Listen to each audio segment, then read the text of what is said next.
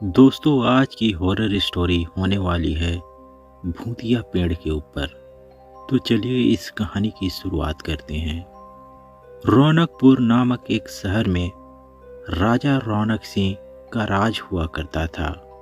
वह हमेशा अपनी प्रजा के हित में कार्य किया करते थे। वहाँ की प्रजा बहुत खुश रहती थी।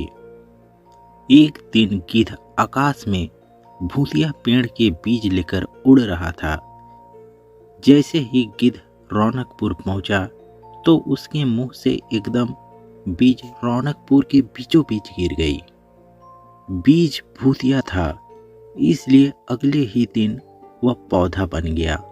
वहां के स्थानीय निवासियों ने जब पौधा को देखा तो वे हैरान रह गए, क्योंकि पौधे का रंग काला था।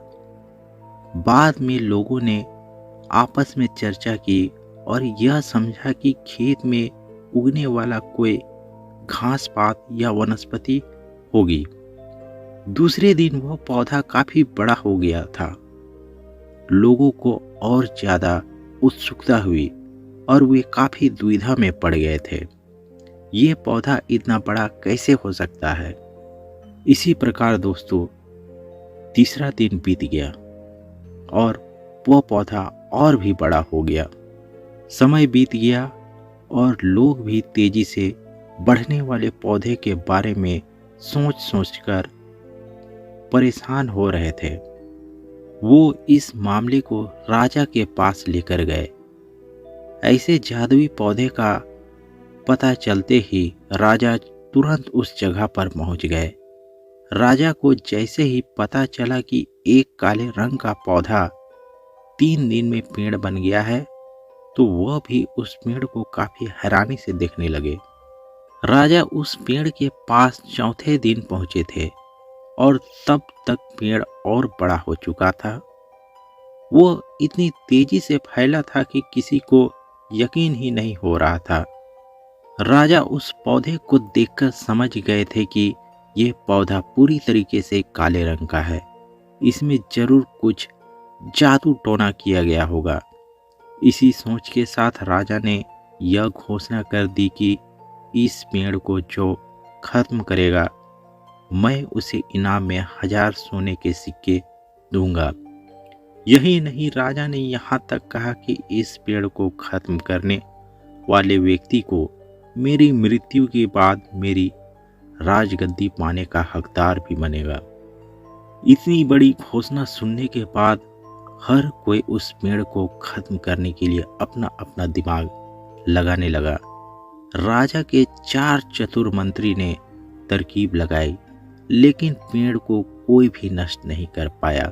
किसी ने पेड़ के आसपास आग लगवाई तो एक मंत्री ने उस भूतिया पेड़ को हाथियों तक से खिंचवाया, लेकिन पेड़ का एक बाल बांका तक नहीं हुआ। अब लोगों के मन में डर बैठ गया और उन्हें लगा कि पक्का यह ऐसा वैसा नहीं बल्कि भूतिया पेड़ है। तभी उस गांव के एक समझदार व्यक्ति को राजा की घोषणा का पता चला। जानकारी मिलते ही वह अपने गुरु के पास भूतिया पेड़ से जुड़े रहस्य को जानने के लिए पहुंच गया। गुरु जी ने अपने ध्यान की शक्ति को एकत्र करके देखा और उससे पूछा, क्या तुम पेड़ को खत्म करना चाहते हो? समझदार व्यक्ति ने जवाब दिया, हाँ गुरुजी, गांव में सब कोई उस भूतिया पेड़ से परेशान है। मैं उसे खत्म करना चाहता हूँ। गुरुजी ने बताया कि उसे खत्म करने का एक ही तरीका है। इसके लिए तुम्हें उस पेड़ के आसपास नमक डालना होगा। इस तरकीब का पता चलते ही वह व्यक्ति तेजी से दौड़कर राजा के पास गया और राजा से विनती की कि आप उस पेड़ के चारों तरफ या उस पेड़ के ऊपर नमक डलवाएं। ऐसा करने पर ही यह पेड़ खत्म होगा और गांव की सारी समस्याएं खत्म होंगी। राजा ने अपने सैनिकों को ठीक ऐसा ही करने को कहा। सैनिकों ने मिलकर पेड़ के चारों ओर खूब सारा नमक डाला। नमक डालने के एक दिन बाद ही पेड़ का आकार कुछ कम हुआ होते होते 5वें दिन तक पेड़ एकदम छोटा हो गया। इसके बाद गलकर वह गायब ही हो गया। उस व्यक्ति की तरकीब काम कर गई और राजा ने खुश होकर उसे इनाम की 1000 सोने की मोहर दे दी। उसके बाद राजा ने एक पत्र दिया जिसमें साफ साफ लिखा था कि वह राजा के मरने के बाद उस गद्दी का मालिक होगा। वह समझदार व्यक्ति काफी खुश होकर अपने घर चला गया और अपने गुरु का धन्यवाद दिया। तो दोस्तों, आई होप आपको यह छोटी सी हॉरर स्टोरी काफ़ी अच्छी लगी होगी। तो इसी तरीके के ऑसम स्टोरी और अनसुलझे रहस्य को जानने के लिए इस चैनल को जरूर सब्सक्राइब करें। धन्यवाद।